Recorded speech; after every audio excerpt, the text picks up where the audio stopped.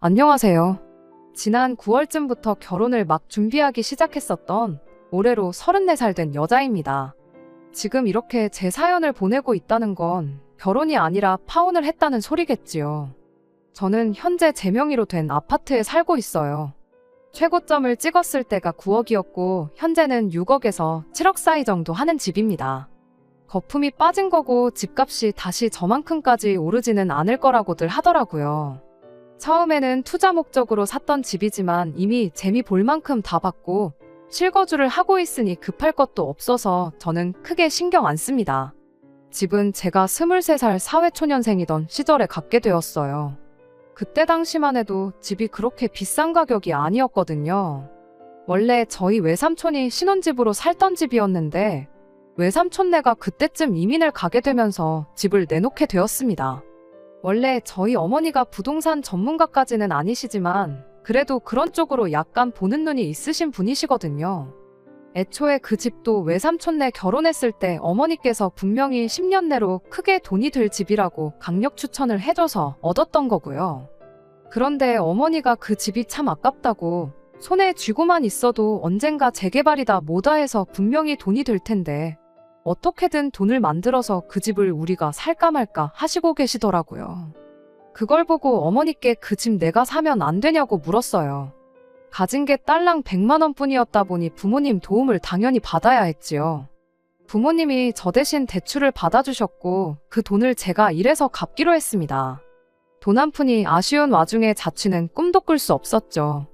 안면몰수하고 부모님 집에 신세 지면서 정말 제 핸드폰 요금하고 회사 출퇴근할 때 들어가는 교통비 정도만 제외하면 한 2년 가까이를 땡전 한 푼 안 쓰고 살아왔습니다. 제가 고생했던 것처럼 이야기하지만 사실 저 한 푼이라도 더 아끼라고 도시락도 싸주시고 다 큰 딸 데리고 살면서 땡전 한 푼 안 받으신 어머니의 도움이 가장 컸습니다. 아무튼 그렇게 집을 산 지 3년이 지난 시점에 대출을 전부 갚아낼 수 있었어요. 처음 집을 살 때 전세를 끼고 샀다 보니 은행 대출 갚는 건 생각보다 빨랐습니다.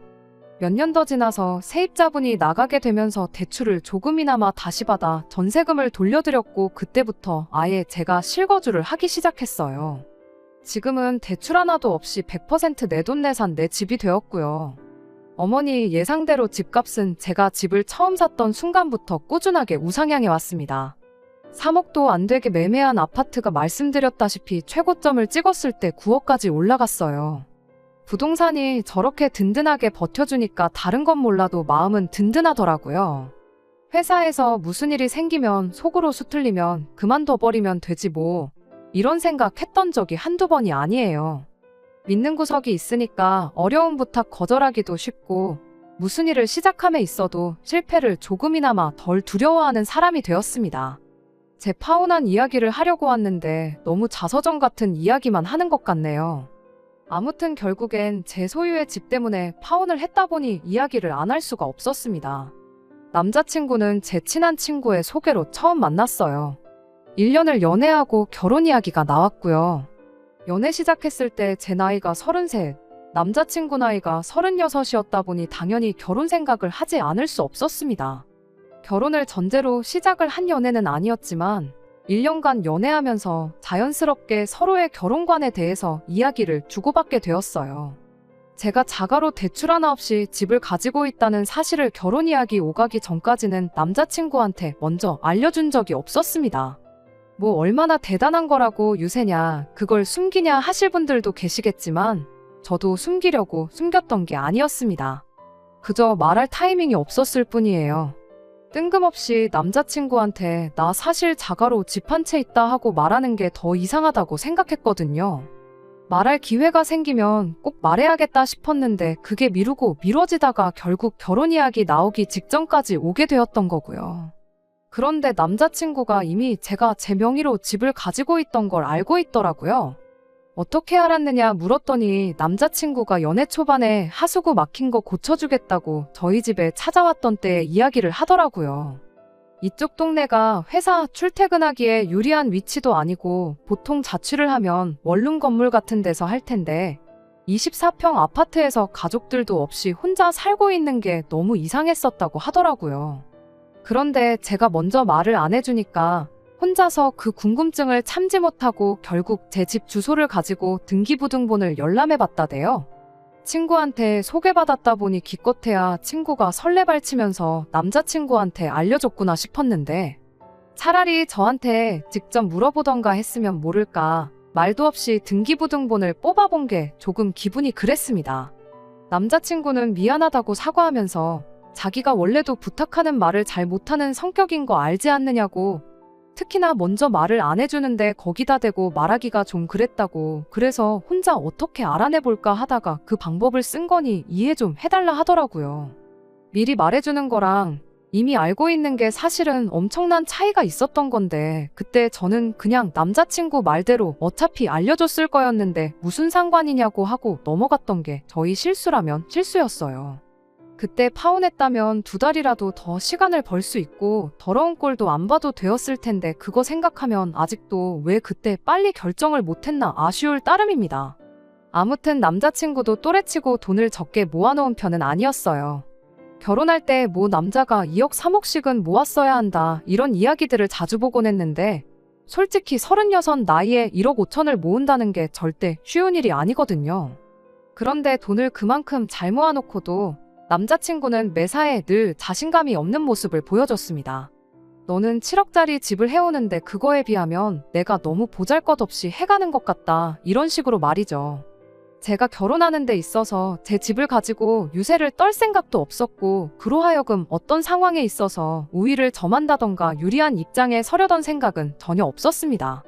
오히려 저러는 남자친구가 이해가 되지를 않았어요. 이미 결혼하기로 약속한 마당에 가장 골칫거리인 신혼집 문제는 신경을 쓸 필요도 없는 상황인 건데, 솔직히 그 집이 네 집이든 내 집이든 좋으면 좋았지 나쁠 게 하나도 없지 않나 싶었거든요.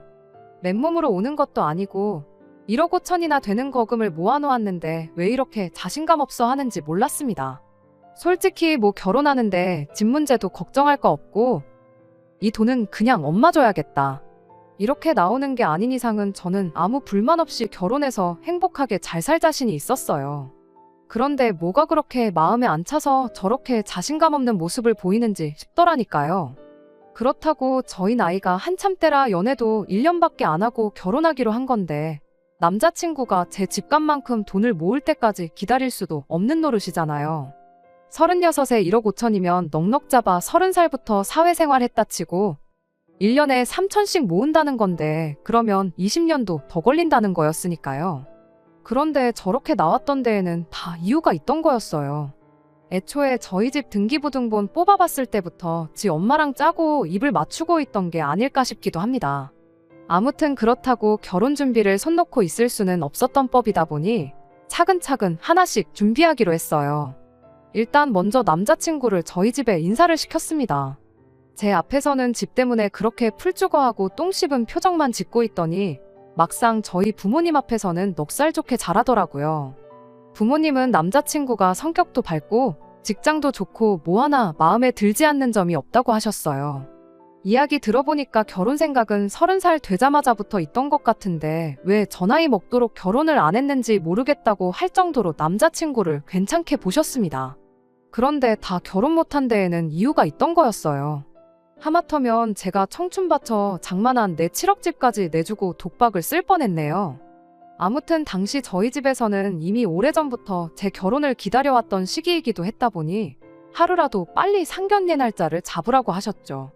상견례 하기 전에 앞서 일단 제가 먼저 남자친구 집에 인사를 드리는 게 순서였으니 일단은 인사를 먼저 드리고 오고 그 후에 날짜를 잡기로 했습니다. 남자친구의 본가는 마을 단위로 아주 작은 시골 동네였습니다. 명절 때 오며 가며 할 때는 조금 힘들겠다 싶었지만 가는 길 내내 풍경도 예쁘고 공기도 좋고 좋은 쪽으로만 생각하려고 하고 있었죠. 예비 시어머니는 좋은 사람처럼 보였어요. 다른 것보다 아들을 엄청 자랑스러워하고 이뻐하는 게 느껴졌습니다. 이야기하는 내내 무슨 말만 나오면 아들 자랑하는데 여념이 없었거든요. 어렸을 때부터 수제 소리를 듣고 자랐다니 어쩌니 하면서 어릴 때 뭐 수학경시 대회 같은 거 나가서 입상을 해온 것부터 시작해서 인서울 상위권 대학 들어간 것까지 아주 동네에서 남자친구를 두고 개천에서 용났다는 식으로 말을 했다고 하더라고요. 솔직히 개천에서 용났다 하면 대학 나오고 회사 들어가는 게 아니고 의사 판검사 정도는 되거나 고시 정도는 패스해야 하는 말 아닌가 싶긴 했지만 자식이 얼마나 자랑스러우면 좋으실까 싶어서 맞장구나 쳐주고 있었습니다. 어차피 자식 자랑하고 싶은 부모 마음은 다 똑같은 거 아니겠나 싶었고 오히려 이렇게 순수한 분들이니 결혼하고 나서 고부 갈등 같은 문제로 골머리 썩을 일은 없겠나 싶었는데 결혼에 대해서 조금씩 본격적인 이야기가 오가기 시작하니 순수한 사람처럼 보인다는 그 마음은 온데간데 없이 사라졌어요. 예비 시어머니 또한 제가 집을 가지고 있다는 사실을 알고 있었나 봐요. 다른 사람도 아니고 남자친구 어머니인데 당연히 말했겠거니 싶었고 그걸 미리 언급했다고 해서 기분 나쁜 것도 없었습니다. 그런데 대뜸 어머님의 제게 한마디 꺼내왔어요. 제 집 때문에 우리 아들이 너무 주눅 들어있는 것 같아 보인다고요. 말을 하는 사람이 달랐을 뿐 여태껏 남자친구가 너가 집 해오는 거에 비해서 나는 아무것도 안 해오는 거나 마찬가지라고 자신감 없어 하던 거랑 다를 게 없는 말이었어요. 하도 들어서 노이로제가 걸릴 지경이었는데 남자친구 어머니까지 저러고 나오니까 아주 넌떨머리가 나더라고요. 사실 답도 없는 거잖아요. 말했던 것처럼 남자친구가 제 집값만큼 돈을 모을 때까지 20년 동안 결혼도 안 하고 기다릴 수도 없는 노릇이지 않나요? 20년은 조금 비약이 심하고 연봉 오르는 것까지 감안해준다고 해도 연봉이 1년에 1억씩 오르는 것도 아닌데 20년 걸릴 게 15년 걸린다고 해서 해결되는 것도 아니잖아요. 그리고 제 집값은 20년 동안 동결하고 가만히 있나요? 그때 가봐야 아는 일이긴 하지만 예전 같은 폭발적인 상승은 없을지언정 여지껏 매해 조금씩이나마 올랐으니 20년 뒤에는 또 7억 하는 집이 얼마나 돼 있을지 아무도 모르는 일도 아니었죠. 그런데 자꾸 집에 비해 해가는 게 없어서 주눅 든다니 어쩐다니 답도 없는 이야기만 하고 있으니까 아주 미치고 팔짝 뛸 노릇이었어요. 그래도 이참에 어머님도 계신 자리에서 이야기 나왔으니 대체 어떻게 하면 좋은지 차라리 이번 기회에 허심탄회하게 한번 이야기하는 것도 방법이겠구나 싶었습니다. 그런데 남자친구 어머니가 말도 안 되는 소리를 하기 시작했어요. 신혼집은 남자친구가 모은 돈이랑 당신이 지금 살고 있는 집을 팔아서라도 어떻게든 돈을 구해 마련해 줄 터이니 신혼살림은 그 집에다 차리도록 하라고 하더라고요. 남자 쪽에서 집을 해오고 그 집에 살림을 차리면 적어도 아들이 처가에 주눅들 일이 없지 않겠냐는 거예요. 어떻게 그럴싸한 말이라도 했으면 납득이라도 했을 텐데 이건 뭐 조삼모사 하자는 것도 아니고 솔직히 뭐 하자는 건가 싶대요. 남자친구랑 남자친구 집에서 돈을 모아 신혼집을 해준다고 한들 제 집이 어디 가는 게 아니잖아요. 그 집에 세입자를 구한다면 받게 될 전세금 또한 제 돈이나 마찬가지고요. 빈집으로 둔다고 해도 말 그대로 집이 부동산인데 무슨 차이가 있길래 그러자는 거냐 했습니다. 거기에 집을 팔아서라도 해준다고 하셨는데 솔직히 이런 시골 동네의 고급 주택도 아니고 서울하고 접근성도 거의 없다시피 한 지역에 있는 그냥 평범한 시골집을 시골 체험하고 싶은 사람들한테 세를 준다면 모를까. 세상 어느 누가 투자 목적이든 거주 목적이든 사려고 들겠나요. 정말 아주 말도 안 되는 확률로 집이 팔린다고 해도 이 집이 땅까지 다 포함해서 2억 정도 한다고 하는데 남자친구 모아놓은 돈이 1억 5천이고 그렇게 전부 합쳐봐야 제 집값의 절반도 안 되는 돈인데 굳이 멀쩡한 24평 아파트를 두고 3억 5천 주고 서울 어디에 집을 구해서 신혼살림을 차리라는 건지 싶었네요.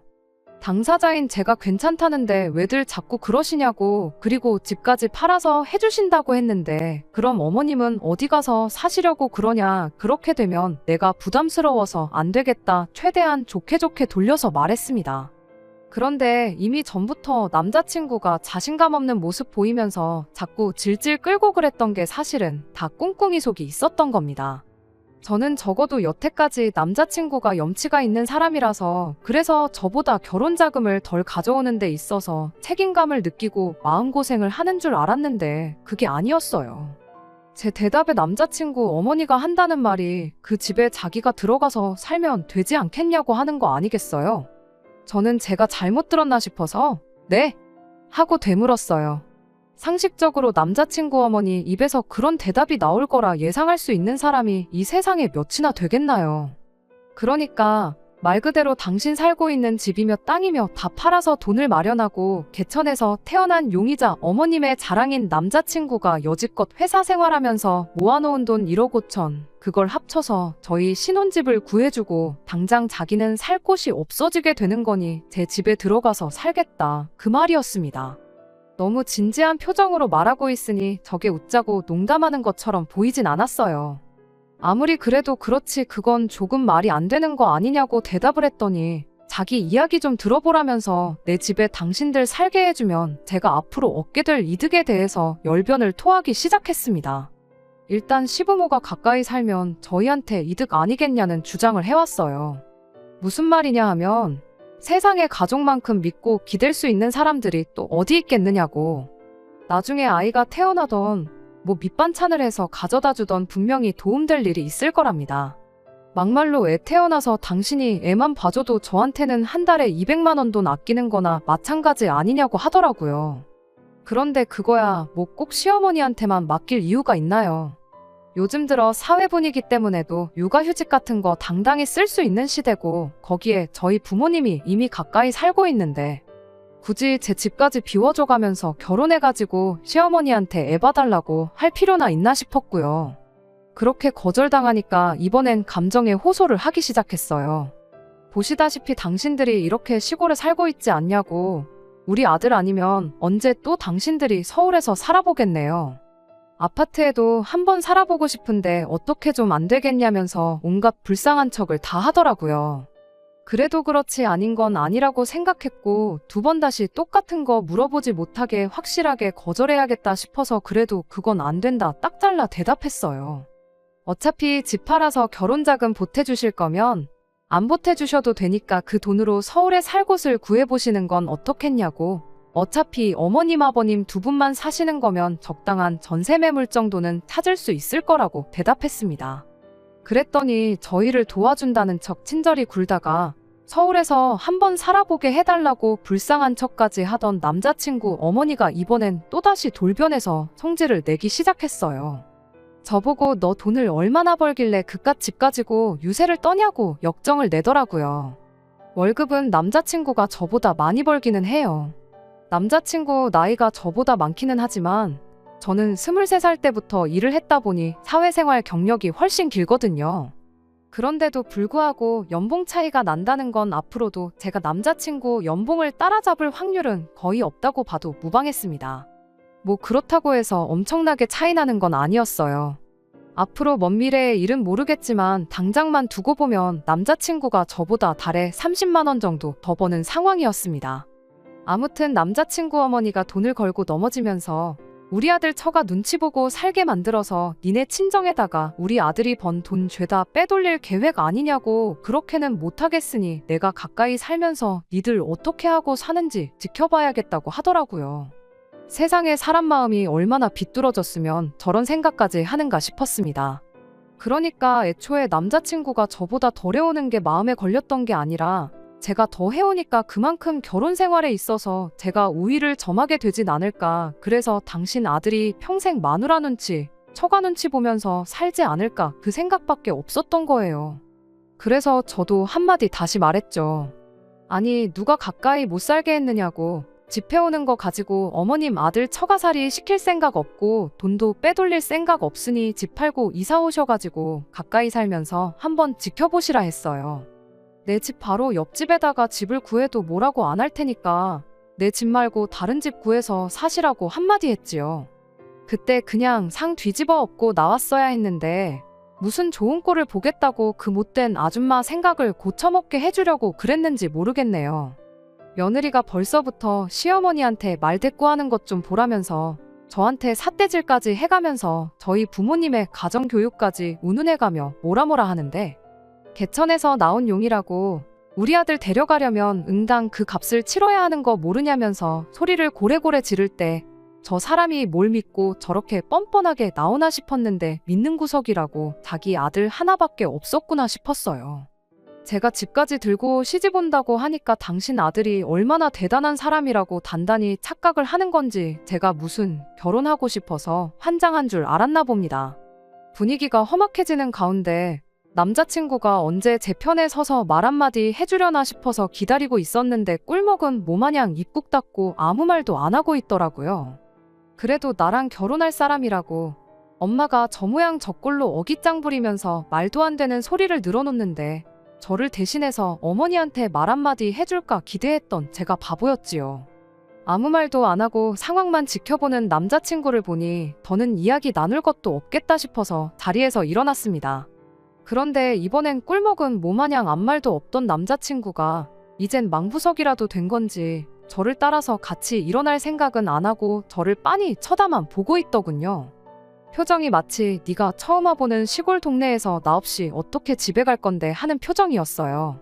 팔은 안으로 굽는다고 이 자식도 그냥 한통속이었구나 싶어서 열받아서 한마디 외쳐주고 그냥 밖으로 나와버렸습니다.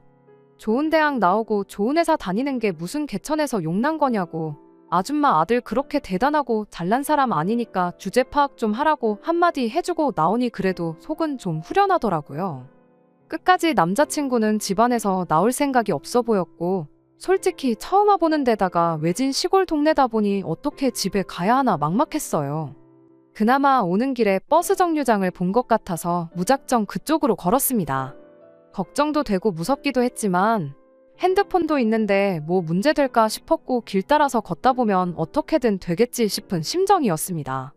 다행히도 한 15분 정도 걸으니까 들어올 때 봤던 정류장이 보이고 그때는 많이 안심이 되었어요. 문제는 버스가 반나절에 한 대 정도씩 없었다는 겁니다. 그래도 뭐 기다려야지 어쩌겠나 싶어서 정류장에 앉아서 핸드폰 보면서 시간을 보내고 있었어요.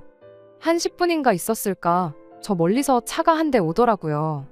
버스였으면 참 좋았을 텐데 남자친구가 그제서야 차를 이끌고 저를 찾으러 나왔나 봅니다. 정류장 앞에 차 세워두고 저한테 빨리 타라고 하는데 집으로 갈지 저를 또 엄마 집으로 끌고 가서 내 집을 내놓으라고 할지 누가 아나요. 싫다고 거절하고 그 자리에 가만히 있었습니다. 그랬더니 남자친구가 왜 그렇게 고집을 부리냐고 하더라고요. 어차피 결혼하면 한 가족인데 그깟 돈이 뭐가 중요하냐면서 엄마가 가까이 살면서 우리 도와주실 걸 생각하면 오히려 우리가 경제적으로 이득인 거 모르냐면서 설득을 하는데 반대 입장이었다면 똑같이 말할 수 있을지 물어보고 싶었습니다. 아예 개무시를 하면서 상대를 안 해줬더니 답답해졌는지 차에서 나와가지고 제 옆에 앉아서 본격적으로 저를 설득하려고 하더라고요. 그러더니 제안이랍시고 말도 안 되는 소리를 하는 겁니다. 엄마랑 나랑 3억 5천 마련해서 가져다 줄 테니까 제 집을 3억 5천에 자기 어머니한테 파는 걸로 하고 우리는 3억 5천으로 새 집을 구하면 어떻겠냐고 묻더라고요. 그러면 신혼집 명의는 공동이 아니라 오롯이 제 이름으로 올리게 해주겠다고 하는데 뭐 엄청 대단한 제안이라고 선심 쓰듯 말하는 걸 보니 어이가 없어서 한마디 말을 안 할 수가 없었어요. 애초에 네 제안을 받아줄 생각도 없지만 그렇게 한다면 내가 3억 5천 집을 해오는 거고 너는 맨몸으로 장가오겠다는 건데 그럼 그건 그거대로 우리 집 눈치 안 보이냐고 물었죠. 애초에 처음부터 내 집을 거저먹을 생각밖에 없던 거 아니냐고, 절대로 니랑 니네 엄마가 원하는 대로 하게 두지 않을 거고 결혼도 뭐 상견례를 한 것도 아니고 청첩장을 돌린 것도 아닌데 그냥 없던 일로 할 테니 그렇게 알라고 했어요. 그랬더니 남자친구가 한마디 하더군요. 어쩌다 운 좋게 집값이 올라서 큰돈 번 걸 가지고 그러냐고. 3억 5천이면 네가 처음 집 샀을 때 가격보다 더 잘 쳐주는 건데 그냥 시어머니한테 가족 할인 해준다고 생각하고 그 돈 받고 말면 좀 좋은 거 아니냐고요. 제가 집을 얼마 주고 샀는지 취득가액까지 꿰고 있는 걸 보니 일전에 남자친구가 제가 집이 자가인지 궁금해서 등기부등본 뽑아봤었다는 말이 기억이 나고 온몸에 소름이 다 돋기 시작했습니다. 혹시나 그게 아니길 바랬는데 애초에 처음부터 남자친구는 제가 7억 집을 자가로 가지고 있다는 사실을 확인한 순간부터 결혼을 전제로 내 집을 지 엄마한테 넘겨줄 계획을 세우고 있었다는 소리나 마찬가지였으니까요. 저는 그것도 모르고 1억 5천 모아놓은 게 어디냐고, 오히려 내가 집이 있으니 더 좋은 거 아니겠냐고 그런 속도 없는 소리를 하고 있었으니 남자친구나 남자친구 엄마한테는 그게 얼마나 기회처럼 들렸겠나 싶었습니다. 다행스럽게도 그로부터 몇 분 지나지 않아서 차가 한 대 더 도착했어요. 멀리서 남자친구 차가 오는 걸 보고 혹시나 해코지 당하지 않을까 싶어서 경찰에 미리 신고를 했었거든요. 경찰분들이 오시니 남자친구도 저를 다시 자기 어머니의 집으로 데려가지 못했고 결국 그렇게 저는 경찰분들 도움을 받아서 가까운 기차역까지 이동할 수 있었습니다. 그렇게 혼자서 집에 무사히 돌아올 수 있었습니다. 그 길로 바로 친구한테 전화해서 뭐 그런 사람을 소개시켜줬냐고 한마디 했습니다. 하마터면 내 인생 조질 뻔했다고 뭐라 하니 친구가 자기도 그런 사람인 줄 몰랐다고 미안하다고 사과를 하더라고요. 회사에서 평판도 좋고 그래서 당연히 좋은 사람인 줄 알았다고 사과해오는데 친구가 뭐가 잘못인가 싶었어요. 가면을 쓰고 본 모습을 숨긴 채 살아가는 두 얼굴의 사이코였는데 1년이나 연애했던 저도 몰랐던 걸 한낱 회사에서 몇 번 말 몇 마디 주고받은 게 다였던 친구가 그 사실을 알 리가 만무했죠. 이후로 혹시나 남자친구가 집으로 찾아오진 않을까 싶어서 걱정이었는데 다행히 따로 찾아오는 일은 없었어요. 연락도 따로 없고 찾아오지도 않는 걸로 봐선 남자친구도 완전히 쫑났구나 싶어서 포기했구나 싶었어요. 그래도 안심이 되지가 않아서 며칠 정도 부모님 집에서 신세를 졌습니다. 부모님도 뭐 그런 자식이 다 있냐면서 일단 경찰에 연락을 해놓으라고 조언을 해주셨어요. 요즘 세상이 워낙에 뒤숭숭하다 보니 미리미리 대비해서 나쁠 거 없다시면서요. 진짜 큰일 날 뻔했어요. 본 모습을 모르고 지냈던 걸 떠나서 남자친구 어머니가 제 집을 어떻게든 거저먹어보겠다고 안 했다면 진짜 결혼까지 할 뻔했으니까요. 다른 건 몰라도 정말 작정하고 사람 속이는 인간만큼 무서운 게 또 없다는 교훈을 얻었네요. 집은 어떻게 해야 하나 고민 중이에요. 여지껏 연락도 없고 나타난 적 없으니 괜찮은 거 아닌가 싶으면서도 언제 또 제 앞에 나타나진 않을까 걱정이 돼서 말입니다. 일단 제 이후의 거취는 저희 부모님 집에서 신세 좀 지면서 천천히 생각해 볼까 해요. 안녕하세요. 몇 달 전에 내 집을 지 엄마한테 거저먹게 해주려고 했던 남자친구와 결혼 약속까지 했다가 파혼한 사연을 보냈던 쓰니입니다. 그냥 제 근황 궁금해하시는 분들도 계신 것 같아서 이렇게 다시 사연을 보내게 되었네요. 결론부터 말씀드리자면 집은 전세를 주기로 했어요. 언제 갑자기 제 앞에 나타날 수도 있다는 생각을 하니 아무리 세상 가장 편한 내 집이라고 해도 편하지가 않아서 지낼 수가 없더라고요. 그리고 제 돈하고 저희 어머니 돈 합쳐서 새로 투자할 만한 부동산을 하나 알아보고 있는 중입니다. 남자친구가 제 앞에 다시 나타나진 않을까 걱정을 했던 데에는 이유가 있어요. 친구가 저 대신 남자친구한테 제대로 복수를 해줬거든요. 인터넷은 물론이고 회사 사람들한테도 남자친구랑 저 사이에 있던 일을 낱낱이 까발려줬나 보더라고요. 그것 때문에 회사에서 그나마 친하게 지내던 사람들한테도 손절당하고 회사 내에서 입지도 안 좋아져서 이직을 생각하고 있는 것처럼 보인다는 이야기를 해주더라고요. 저러다 회사에서 잘리기라도 한다면 혹시나 그걸 가지고 저한테 앙심을 품고 제 앞에 다시 나타나진 않을까 싶어서 결국엔 집을 내놓기로 결정을 했던 겁니다. 저희 집에 인사시킬 때 집이 아니라 밖에서 만난 게 어떻게 보면 신의 한 수였네요. 적어도 남자친구가 제 앞에 다시 나타날 일은 없을 테니까 말입니다. 끝까지 들어주셔서 감사합니다. 오늘의 사연은 여기까지입니다. 구독과 좋아요, 알람 설정 부탁드리고 더 좋은 사연으로 다시 찾아뵙겠습니다. 감사합니다.